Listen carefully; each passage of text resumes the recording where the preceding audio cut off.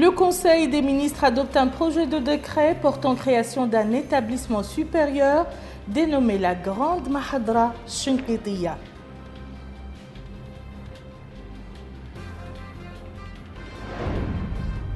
Le ministère des Affaires sociales, de l'enfance et de la famille organise une formation sur la violence conjugale.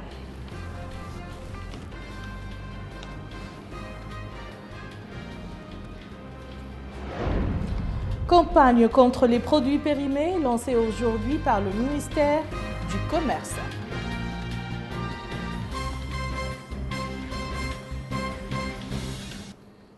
Madame, Monsieur, bonsoir. Je vous disais dans les titres, le Conseil des ministres réuni ce matin sous la présidence du président de la République, Mohamed Ould Abdel Aziz, a adopté un certain nombre de projets de loi et de décrets, parmi lesquels figure un important portant création d'un établissement supérieur dénommé la Grande Mahadra Shinqitiya. Le Conseil a par ailleurs suivi plusieurs communications.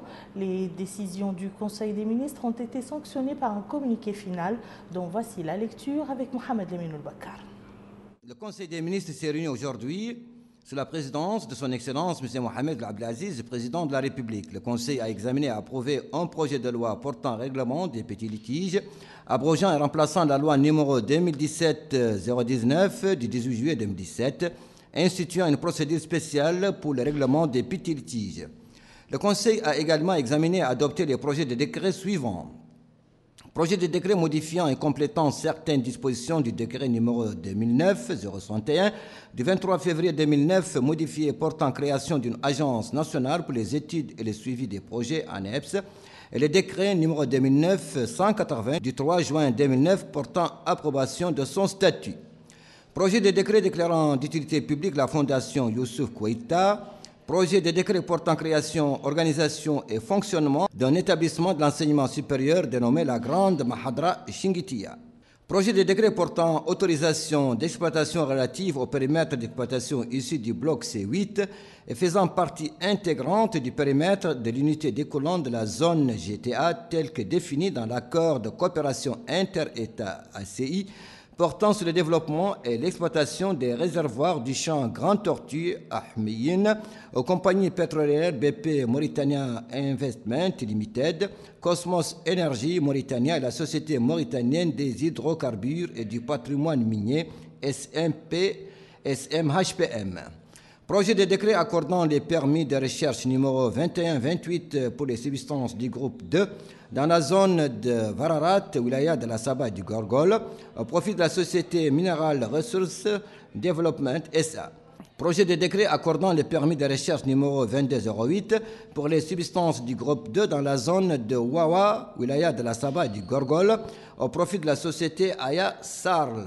Projet de décret accordant le permis de recherche numéro 2259 pour les substances du groupe 2 dans la zone de Grand Fujnoun, wilaya de la Drer, au profit de la société Orcorp Mauritania Sarl. Projet de décret accordant le permis de recherche numéro 2748 pour les substances du groupe 2 Sable Noir dans la zone de Dara Nord, wilaya du Trarza, au profit de la société Wafa Mining and Petroleum. Projet de décret accordant le permis de recherche numéro 2749 pour les substances du groupe 2 dans la zone de Mhaïhidat, wilaya du Tirezamour, au profit de la société Best Way Metallic and Wall Services LLC Sarl BWMAOS. Projet de décret portant nomination du président du conseil d'administration de la Société nationale de transport public. Le ministre des Affaires étrangères de la coopération a présenté une communication relative à la situation internationale.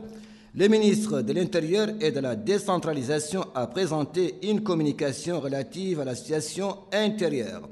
Le ministre du pétrole, de l'énergie et des mines a présenté une communication relative à la révision et la rénovation du cadre réglementaire du secteur aval des hydrocarbures. Le ministre de la Santé a présenté les deux communications suivantes. Communication relative à l'harmonisation des coûts des actes médicaux au sein des établissements publics de santé. Communication relative au Conseil national de santé. La ministre du Commerce, de l'Industrie et du Tourisme a présenté une communication relative à la mise en place d'un code à barre industrielle préfixe pays en Mauritanie. La ministre du Développement rural a présenté une communication relative à la synthèse du bilan des réalisations pour la période 2009-2018 et aux perspectives. Le ministre de l'Enseignement supérieur, de la Recherche scientifique et des technologies de l'information et de la communication a présenté une communication relative à la stratégie de promotion du haut débit et d'accès universel et de son plan d'action opérationnel. Enfin, le Conseil a pris les mesures individuelles suivantes. Premier ministère, établissement public, Agence nationale pour les études et le suivi des projets. Directeur général, Sid Ahmed Ould Ahmed. Ministère du pétrole, de l'énergie et des mines, administration centrale. Direction générale des hydrocarbures. Direction de l'exploitation, production, directeur Abou Mohamed Ould Mohamed Abdallahi. Direction de l'électricité et de la maîtrise de l'énergie. Directrice adjointe Mbarka Mint Sid Ahmed. Précédemment chef service à la même direction. Direction du cadastre minier et de la géologie. Directeur Ibrahim Bamadine, précédemment directeur adjoint du contrôle et du suivi des opérateurs. Direction du contrôle et du suivi des opérateurs, directeur adjoint Mohamed El Hadi, précédemment chef de service, à la direction du cadastre minier et de la géologie. Établissement public, Société mauritanienne de l'électricité, directrice générale adjointe Moukelzoum Mint Mohamed Salik. Ministère des pêches et de l'économie maritime, établissement public, Société nationale de distribution de poissons, directeur général adjoint Diagne Mamadou Babakar. Ministère de la Culture, de l'Artisanat et des Relations avec le Parlement, cabinet du ministre, conseiller technique Houriya Moulay Idriss, en remplacement d'Abdallahi Ould Imam, appelé à d'autres fonctions. Félicitations pour notre collègue Houriya Moulay Idriss. Le ministre de la Culture, de l'Artisanat et des Relations avec le Parlement, porte-parole du gouvernement, Maître Sidi Mohamed El Maham, et ses homologues des affaires islamiques et de l'enseignement originel, de la santé et du développement rural ont donné lors d'une conférence de presse d'amples détails des résultats du Conseil des ministres. Une conférence de presse que vous pouvez suivre juste après ce journal.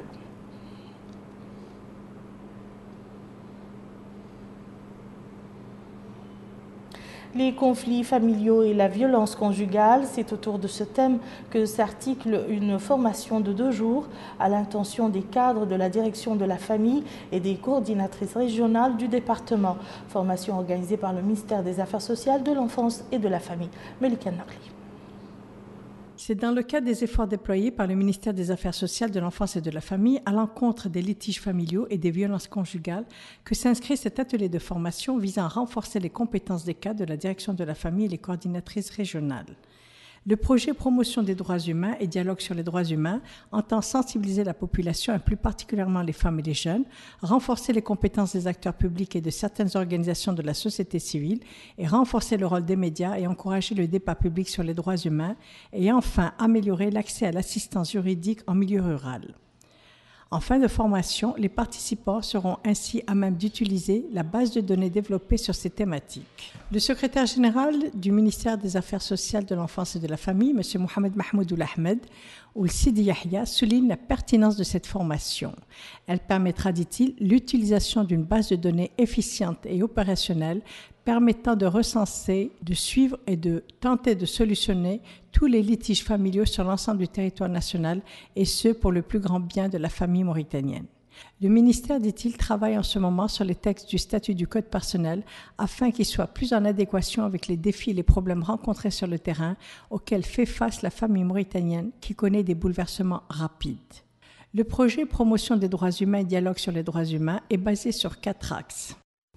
C'est premièrement, c'est l'éducation sur les droits humains. Deuxièmement, c'est le renforcement des capacités des institutions étatiques et les organisations non étatiques. Et aussi promouvoir les débats publics. Et dernièrement, aussi l'assistance juridique au niveau rural. Je suis très contente que notre projet peut soutenir la stratégie nationale. Les participantes suivront des exposés portant sur la sensibilisation contre les violences conjugales, la base de données sur les litiges familiaux, la présentation de la stratégie nationale de lutte contre les violences conjugales. Le but étant que la direction de la famille et les coordinatrices régionales puissent avoir une base de données nationale disponible au niveau de toutes les wilayas. Voilà, je signale à nos chers téléspectateurs qu'ils peuvent suivre aux environs de 23h la première série de l'émission Saat Niqash consacrée à l'enseignement.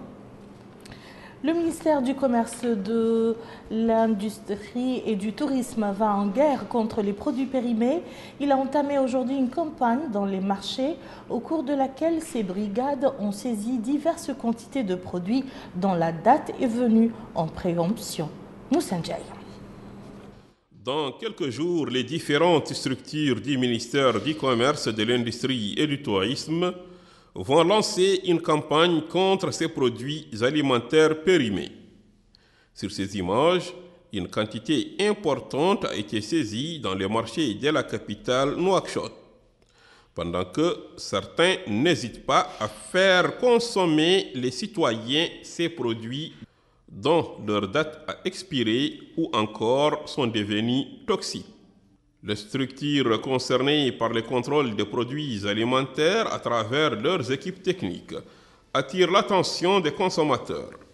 Monsieur Al-Qassem Boursidi, directeur de la concurrence et la répression contre les fraudes, a dit que cette quantité sera détruite parce qu'elle constitue un danger pour les consommateurs mauritaniens.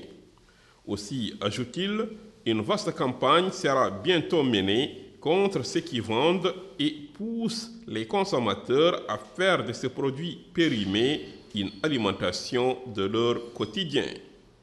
L'Association des consommateurs pour la promotion des franges de la société les plus nécessiteuses trouve que cette opération vient protéger les citoyens contre tout ce qui porte atteinte à leur santé.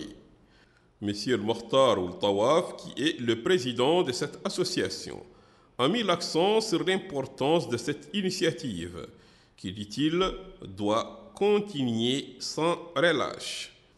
Elle est importante, précise-t-il, parce qu'elle met fin à des produits toxiques. Donc, il est nécessaire de dénoncer tout produit alimentaire de mauvaise qualité. Il est à noter que récemment, les autorités publiques avaient lancé un appel à ceux qui font des produits alimentaires périmés ou toxiques dans les marchés de Nouakchott ou sur l'ensemble du territoire national une activité commerciale. Ils seront sanctionnés conformément aux dispositions prises par les hautes autorités du pays dans ce domaine d'activité. Coup de projecteur à présent sur le marché aux poissons. Depuis la mauritanisation du secteur, de plus en plus de jeunes s'orientent vers l'activité de pêche dans ces différentes filières.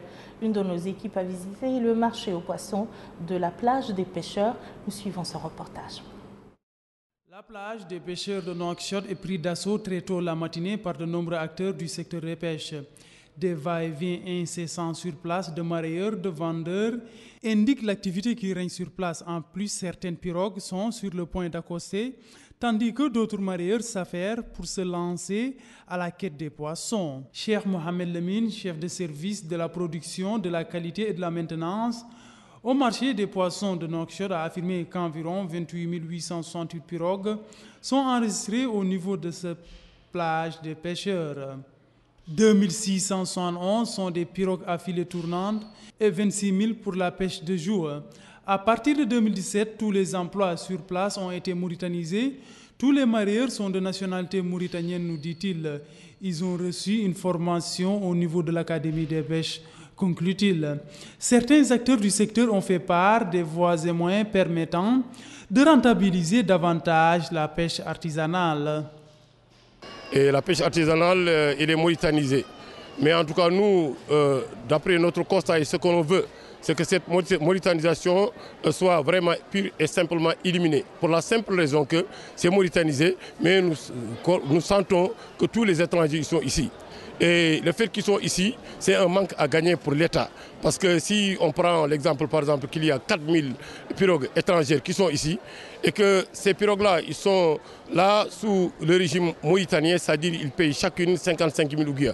Alors que chaque pirogue peut payer jusqu'à 200 à 300 000 ouguiya, avoir des immatriculations étrangères, et ça va rentrer dans les caisses de l'État. Et donc aujourd'hui, à cause d'eux d'ailleurs, on est en train de nous contrôler avec des pièces d'identité. C'était pour faire la différence, mais on ne sait même pas vraiment à quoi ça sert. Cette dame nous dit qu'elle travaille au niveau du marché des poissons en qualité de marieuse et vendeuse. Elle n'a jamais travaillé pour une entreprise, elle travaille, nous dit-elle, pour son propre compte. Le seul problème, dit-elle, auquel elles sont confrontées est un problème d'organisation, affirme-t-elle. Cette autre marieur dit qu'ils font plusieurs jours en mer et si tout se passe très bien, il arrive qu'ils se frottent les mains, mais parfois, nous dit-il, il arrive que cela ne soit pas le cas. Et nous clôturons ce journal par ce colloque organisé hier soir par le Centre culturel marocain sous le thème « Études des orientalistes sur le patrimoine mauritano-marocain ». L'assistance a suivi une conférence présentée par le docteur Hamahullah Ould-Mayab, axée sur la description de l'orientalisme et des différentes doctrines appliquées par les orientalistes. Le conférencier a indiqué dans ce cadre que les érudits du Maghreb ont déployé d'énormes efforts et dépensé beaucoup d'argent pour pénétrer le secret de la culture occidentale et les études qui ont différencié sa civilisation et son histoire riche par le développement de la science, de la culture et de l'éducation. Le directeur du Centre culturel marocain, M. Saïd Al-Jawhari, a indiqué de son côté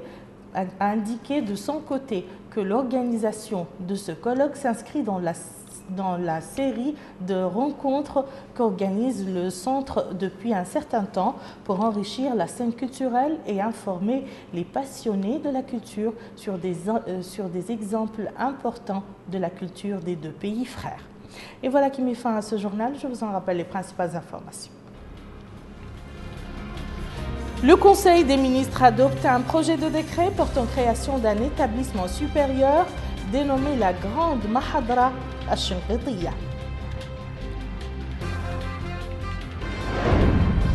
Le ministère des Affaires sociales, de l'enfance et de la famille organise une formation sur la violence conjugale.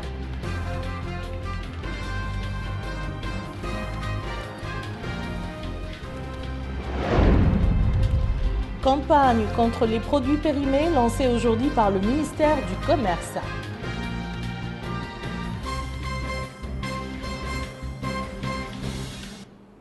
Et n'oubliez pas, chers téléspectateurs, de suivre tout à l'heure à 23 h l'émission Sa'at Niqash consacrée ce soir sur l'enseignement. Merci, Madame, Monsieur, de nous avoir suivis. Passez une excellente soirée.